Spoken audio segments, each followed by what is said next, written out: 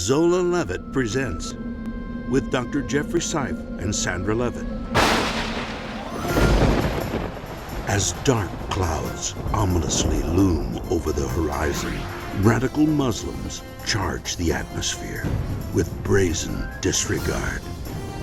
As the sun sets over Christian Europe, sleeping Christians need to wake up. Non-Christians need to get up, and moderate Muslims need to rise up.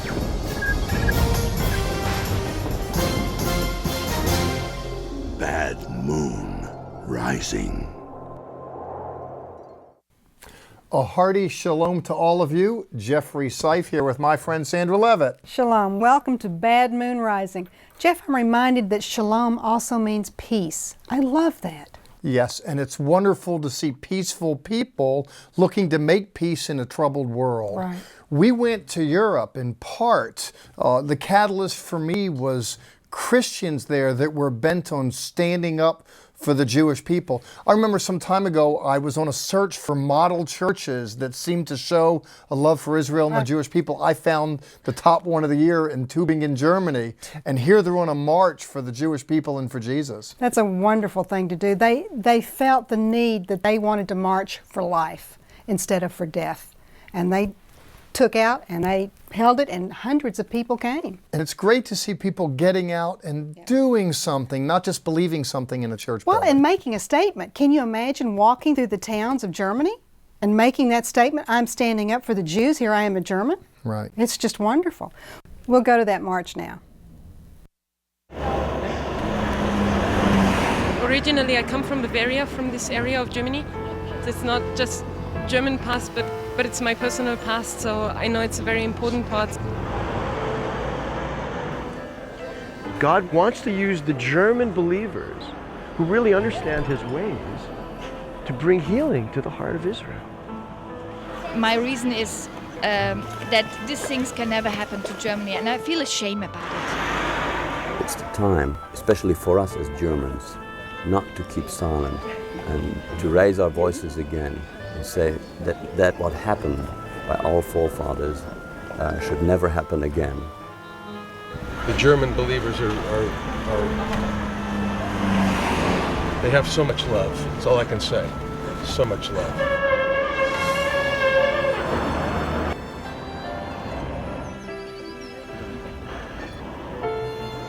These marchers are headed toward Dachau, a so-called work camp run by the Nazis in World War II. It was here in these buildings that thousands were housed, with the promise that work would one day make them free. Now I lay me down to sleep. It's a famous, bedtime prayer. I put my kids to bed with something like that and said it once or twice myself. Wonder what they prayed here. Dachau. For the expression bunk beds, well, these are the bunks here that warehoused human beings. Horrible place to live, if you can even call this living. They're crammed in here. It was miserable. There's no heat, there's no air conditioning, there's the stench of bodies round about. Sanitation is poor. Everything is miserable about where I am right now. And how can I communicate to you what happened here? I wonder if the many hundreds and hundreds of thousands that were interred all over Germany, how do you tell their story as these people lay down at night, not knowing if they would rise again, not knowing if they even wanted to? Dachau, in many respects, was the mother house of a network of some 1,200 camps. This was the model. Actually, Dachau was commissioned just a few weeks after Hitler came to power.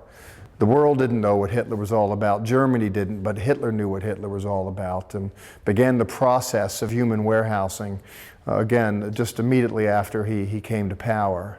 It resulted in so many thousands, so many tens of thousands.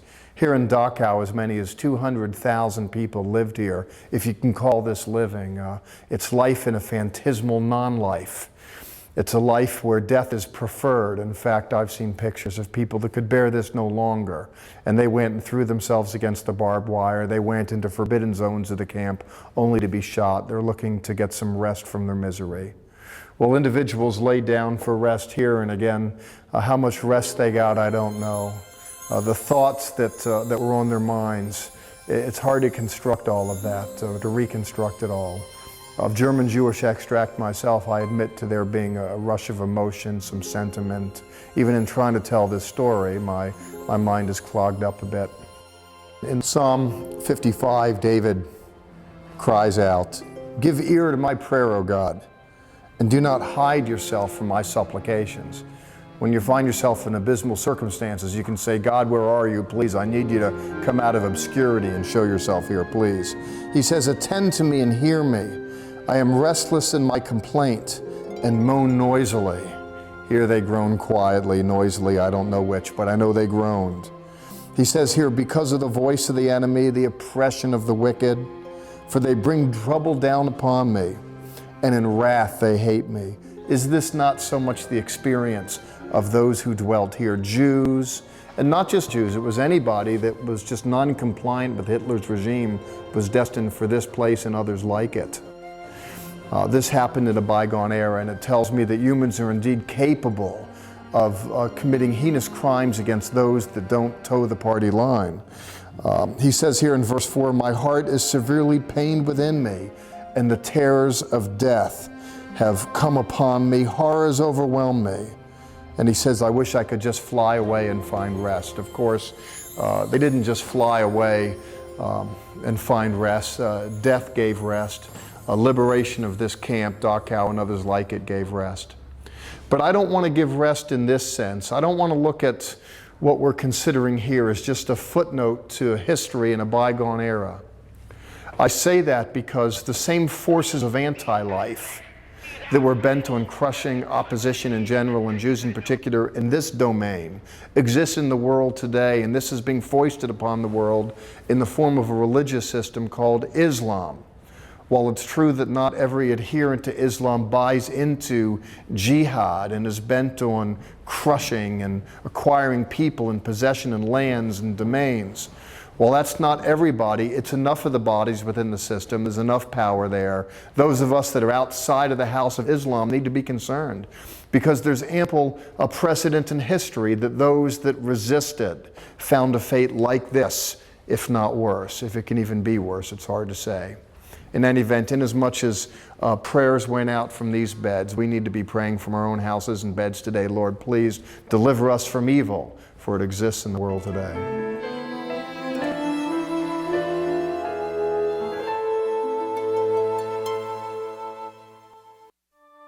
For insightful perspectives of Israel and Bible prophecy, ask for our free monthly newsletter, The Levitt Letter. When you call, be sure to also ask for our free catalog with the latest videos, books, and music. Our correspondence course, the Institute of Jewish Christian Studies, includes reading packets, teaching CDs, and mail-in tests. You may want to join us on an upcoming tour of Israel and Petra, or cruise the Mediterranean visiting Greece and Ephesus. Please contact us for more information. Cruelties and secrets from the Holocaust are still being unearthed today. At a little-known out-camp of Dachau near Landsberg, Germany, Will King discovered a hidden bunker and interviewed Commander Fritz Odinius about it. Tell us a little bit about, we're standing outside one of the entrances here to the bunker. Tell us a little bit about the bunker itself and its history. Well, the history started in the Second World War. The building was started in the Second World War, and it should house then an aircraft factory as a last measure to break the air superiority of the Allied forces. 6 bunkers were to be conceived in the whole area of Germany, and they started to build these bunkers here in 1944, so only 1 year before the war was ended. It was built by KZ inmates. They were housed in 11 out camps of the KZ Dachau. It was very, very hard work, and most of the people didn't survive this work. They came here by 30,000, and only 15,000 survived, which means 15,000 people died by building this silly 200 meters of outer shell of this bunker. And you said this is just one in a complex of 6 bunkers that were supposed to be built for the Me-262, correct? Yes, that is correct. World's first serial aircraft 262. but this measure was not finished, and none of those 150 prospected aircrafts per month was ever built here. And at the time of November, December in the year 44, the two other bunkers who had been planned here, the building measures stopped, and only this bunker they tried to finish this bunker. But only 200 meters of the outer shell was finished at the end. And so nothing could be built inside of the bunker. So these 15,000 people died working on a bunker that was never completed, never used. Correct. Never used, never completed, because the American forces came here on the 28th of April, 1945 already. At that time, that area was already emptied from any engines and from any people. They had already been sent to the death march.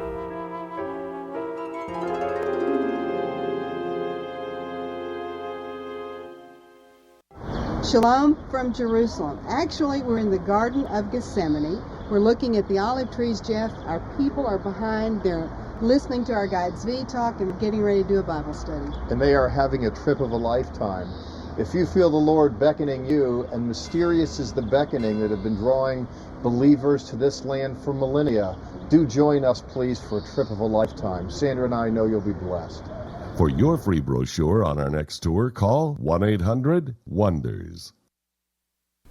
And when you go to Israel with us, you're going to see many Arabs and many Muslims there, which reminds me that not all Arabs and Muslims are terrorists and are radical and hate the Jews. My problem, however, is that I realize that not all the Germans were rabid Nazis either, but what happens, you have the passive in the middle that are driven along by a radical agenda. And my concern is that the good and moderate Muslims of the world will be swept up in forces beyond their control. Wow, I don't even know how to respond to that.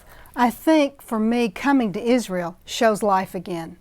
They saw so much death in those work camps, with the promise, work makes you free. But now they really are free when they're in Israel. Yes, and we wanted to come there and build a better world for Jews and everybody. Absolutely. That includes Arabs that want to be friends in the region. Absolutely. And Muslims. I mean, when Jerusalem came into the Jewish fold, the Temple Mount was kept in Islamic custody in order to service the religious interests of Islamic peoples. That's true, and all the Arabs that live in Israel are Arab Israelis. They are Israeli citizens. You can't say that about any Arab countries. Right. I mean, we don't live in a perfect world, but it seems that in Israel, people are trying to be just for all people. I agree. I interviewed Abba Noor. He is a Holocaust survivor, Jeff, and precious, precious man. Here's this interview. I was born in Lithuania. We were a family of 5, 3 brothers, father and mother. And we were taken to Germany, to Stutthof. There was a big death camp, Stutthof, near Danzig. We were still, my father, my mother, and myself, and my little brother, we were there when we arrived there. And then they separated, women and children in one camp and we in the other camp, myself and my father. But they said, don't worry, on the weekends you're going to meet and we are going to take care of the small children. Well, we believed the stories already, we knew that those just stories to keep us quiet. In the beginning, I was together with my father in the camp from the men, but after 10 days or so, my father was taken out of Stutthof, and he was brought to one of the outer camps of Dachau. And I still remained there. The women and children were taken to Auschwitz on the 26th of July, 44. And I still remained in Stutthof, but not too very long. I was actually the last group of people taken out from Stutthof, because all the others were killed later on. Because there were cripples, there were small children, smaller children, old people, those who couldn't work anymore. And we were taken by train. I don't remember how many days and nights it took. In the beginning, I was in a camp called Utting am Ammersee. This is deep in Bavaria. There was no camp, there was nothing there. There was just a forest there. We had to build our camp for ourselves. And there's underground barracks, you know. And we had to build a factory for concrete parts to be sent to Landsberg, where they built this underground factory. So I was there till end of the year. And then they were looking for people for Landsberg. And I volunteered. And I came to Landsberg, but I didn't find my father. He was in another camp. And Landsberg was the hell. It was a terrible camp. Any slave that could be brought to these bunkers, from all the survivors from Auschwitz and other camps were brought, from Lithuania, were brought to this area, to Landsberg, where they had so many outer camps of Dachau. We belonged to Dachau, but we never lived in Dachau. There was a big difference between being a prisoner in Dachau and being a prisoner in one of those labor camps, what they call labor camps, because those labor camps were death camps. You couldn't survive more than 5, 6, 7 months. Matter of fact, some people did survive. How? Well, in the beginning, I had a good job. Myself and 3 other friends of mine, we were working as horses. Horses? Yeah. They used you like horses? We were the horses. we were going to the village to take food for the SS. And we found there were pigs there. And we saw that the pigs are getting some potatoes, boiled potatoes. And we thought to ourselves, why the pigs are not we? And so we were stealing the potatoes from the pigs. We had shoes from wood, made out of wood, without stockings. And we had to walk kilometers to work and back, which made you, killed you actually. Made you wounds on your legs, and the lives were only waiting for it. So part of the torturing was before you went to war. This is when it started, and then you had to walk for 5, 6, 7 kilometers. And those who couldn't walk were beaten up, and then work 12 hours a day, without food, nothing. We got food only when we came back. And when we came back to the camp, there was another torture, listening to music. We had to stand on the square for an hour or so, and they were playing for us Beethoven.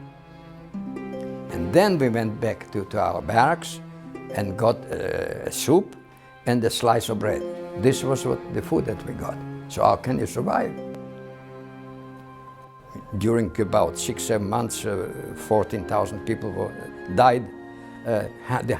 Every second person died in this camp. This is a work camp. This is what they call the work camp. The work camp. Yeah, we call it a death camp.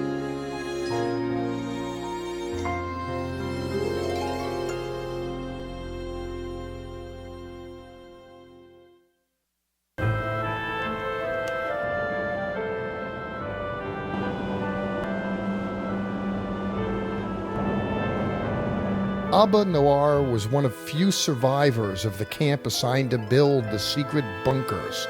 Although never completed by the Nazis, the area was later developed by the United States after World War II. Let's hear more from Will King and Commander Odinius. In the 60s of the last century, the American forces asked to rebuild this bunker to house the Matador missile system in the bunker. And what is the bunker used for today? Today, the bunker was used the last years for a maintenance unit, for a storage area, and for a very important unit, which is the programming center of the German Air Force for airborne weapon systems. And therefore, you see a Navy commander here, because we were supporting the Air Force in this particular area. And you said the bunker's been rebuilt in the 60s. Of the original bunker, what can we still see today? Of the original bunker, you can only see parts of the outer hull. When we go to the end of our new bunker, there's a little gap where we can look into, and there we are standing actually at these 18 meters thick concrete wall, and we can see that the old bunker is outside of the new bunker and has no whatsoever connections to the inside. And we're now at a little type of museum that you have here. And how did this museum itself come about? Well, the inside of this exhibition here on the red panels, that was collected by a staff sergeant already in 1978. The outside on the blue panels, that was set up together with students from the local high school and year 10. And they had a history project because they were talking to a survivor of the Holocaust, and he complained that he couldn't find in this area this outcamp of Dachau where he used to be with the number 11. And that was then taken as a task for those students. We find this outcamp, and that is what we see here. And you had a story you were telling us earlier about when the camps themselves were liberated in this area.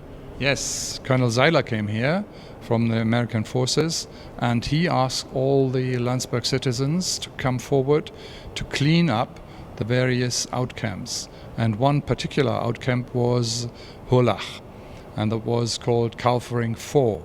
And I can show you some pictures what happened in Kaufering 4 and how the people of Landsberg and the area were then confronted with that, what the American officers saw.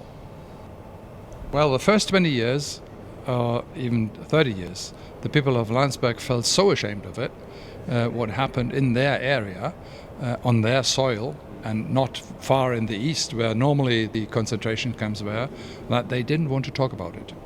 They really rejected questions, and so they didn't talk about it.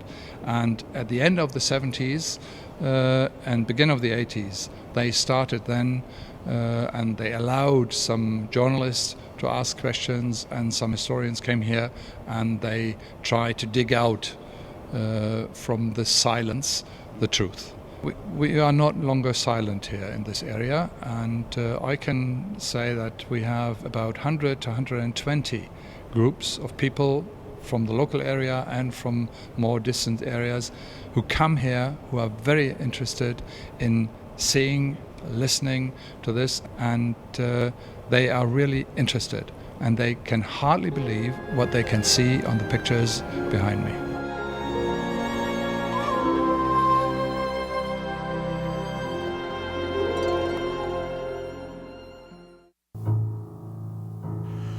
A world full of madness, anger and hate, injustice and sadness, heartache and pain. Your people are calling. God is our shield. How we are suffering. Won't you draw near?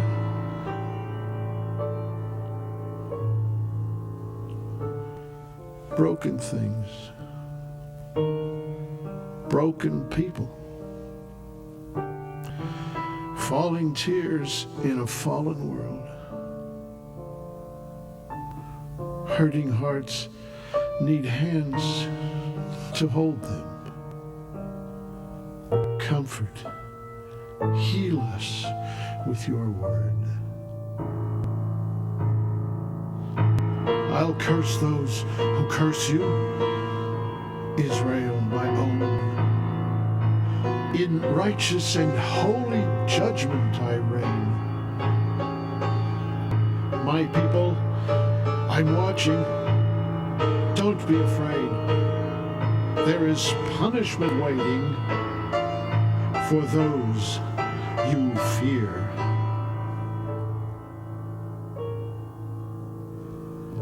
Healing things, healing people, a rising hope through the risen one,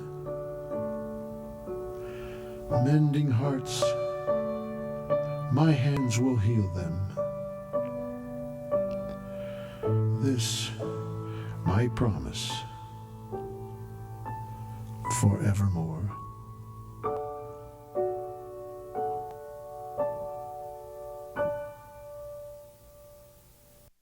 I'd like to read a poem to you. It's written by a child. A child wrote this poem knowing his impending death, Jeff. It's from the book I Never Saw Another Butterfly. And the name of the poem is The Garden. A little garden, fragrant and full of roses. The path is narrow, and a little boy walks along it. A little boy, a sweet boy, like that growing blossom. When the blossom comes to bloom, the little boy will be no more. He knew he was going to die. That's horrible. Little boys should be thinking about baseball, and bigger boys should be thinking about girls. But here, a little boy's thinking that his life ends when the flower blooms. And this is the only expression he had, was to write about the pain that he was feeling. Tragic it is when this dark cloud descended upon once Christian Europe. The thing that scares me today, frankly, is that random acts of terrorism can cause a stir and then things settle down. But here the power of state was mobilized for the manufacture of infrastructure, for the destruction of people. My concern is that as an Islamic state advances, take Iran and others, if that advances, people get crushed within the gears. We don't want to think about it, but we avoid it. Oh, I wouldn't want my children and others to have to write poems like this. No, we've become so politically correct. It's not right to stand up and say, this is wrong, you're trying to take over these lands. This is wrong that you put people to death. This is wrong. We can't ever forget this. That's right. This is a child. I don't want an alien agenda taking over Judeo-Christian culture. Right. I would imagine there were Germans back then, they didn't want a Nazi agenda to take over. But it's not good enough to just have sentiment. People have to stand up. That's why I like this church in Tübingen that's marching and acting. Boy, I agree. Stay tuned and Shalom Shalom Yerushalayim. Pray for the peace of Jerusalem. Our offer on this program, Our Hands Are Stained with Blood, authored by the Dean of the Messiah Biblical Institute. This book is the tragic story of the church and the Jewish people. This shocking book reveals the unspeakable horrors the Jewish people have suffered for ages at the hands of those who have considered themselves Christians, from the Crusaders to the Holocaust to present-day anti-Semitism. Our hands are stained with blood. And you may also call toll-free for our colorful monthly newsletter, The Levitt Letter. This free publication includes Bible lessons, insightful news commentary, Hebrew lessons, and more. Call 1-800-WONDERS. That's 1-800-966-3377. Or write to Zola, Box 12268, Dallas, Texas 75225. You can also see our Levitt letters, TV programs, and national airing schedule at www.levitt.com. Please remember, Zola Levitt Ministries depends on tax-deductible donations from viewers like you.